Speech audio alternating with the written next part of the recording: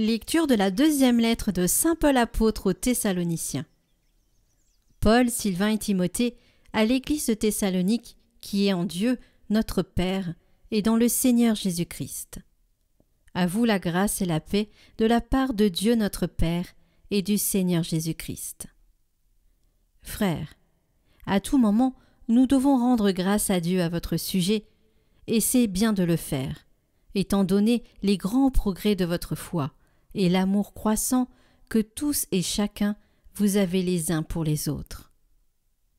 C'est pourquoi nous-mêmes nous sommes fiers de vous au milieu des églises de Dieu, à cause de votre endurance et de votre foi dans toutes les persécutions et les détresses que vous supportez. Il y a là un signe du juste jugement de Dieu. Ainsi, vous deviendrez dignes de son royaume pour lequel vous souffrez. Que notre Dieu vous trouve digne de l'appel qu'il vous a adressé, par sa puissance, qu'il vous donne d'accomplir tout le bien que vous désirez, et qu'il rende active votre foi. Ainsi, le nom de notre Seigneur Jésus sera glorifié en vous, et vous en lui, selon la grâce de notre Dieu et du Seigneur Jésus-Christ.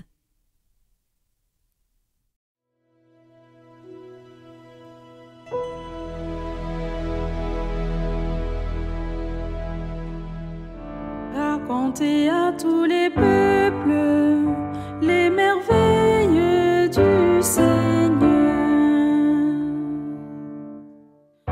Chantez au Seigneur un chant nouveau. Chantez au Seigneur terre entière. Chantez au Seigneur et bénissez son nom. De jour en jour, proclamez son salut. Racontez à tous les peuples sa gloire. À toutes les nations ses merveilles.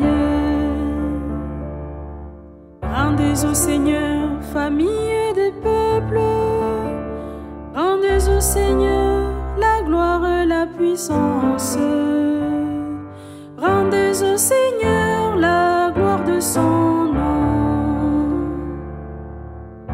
Adorez le Seigneur, éblouissons de sainteté. Allez dire aux nations, le Seigneur est roi. Il gouverne les peuples avec droiture. Racontez à tous les peuples les merveilles du Seigneur.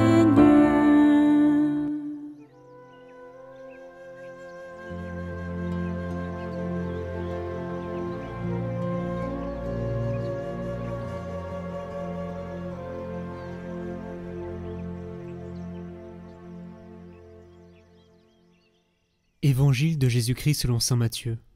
En ce temps-là, Jésus disait : « Malheureux êtes-vous, scribes et pharisiens hypocrites, parce que vous fermez à clé le royaume des cieux devant les hommes. Vous-même, en effet, n'y entrez pas, et vous ne laissez pas entrer ceux qui veulent entrer.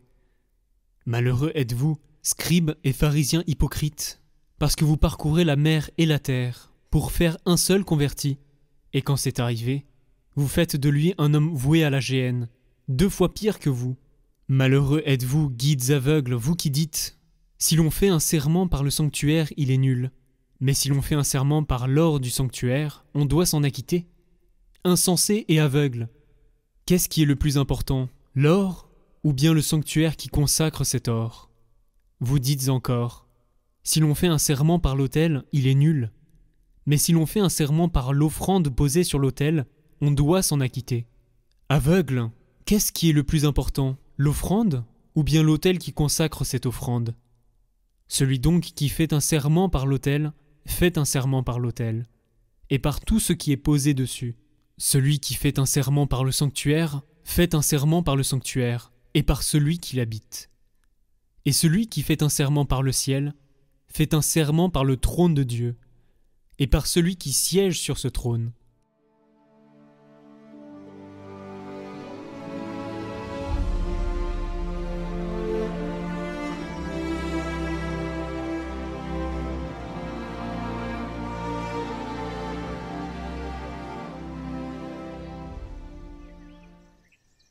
Commentaire de saint Clément de Rome.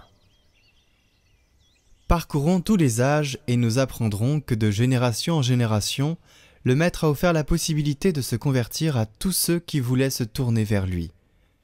Noé prêcha la conversion et ceux qui l'écoutèrent furent sauvés. Jonas annonça aux Ninivites la destruction qui les menaçait.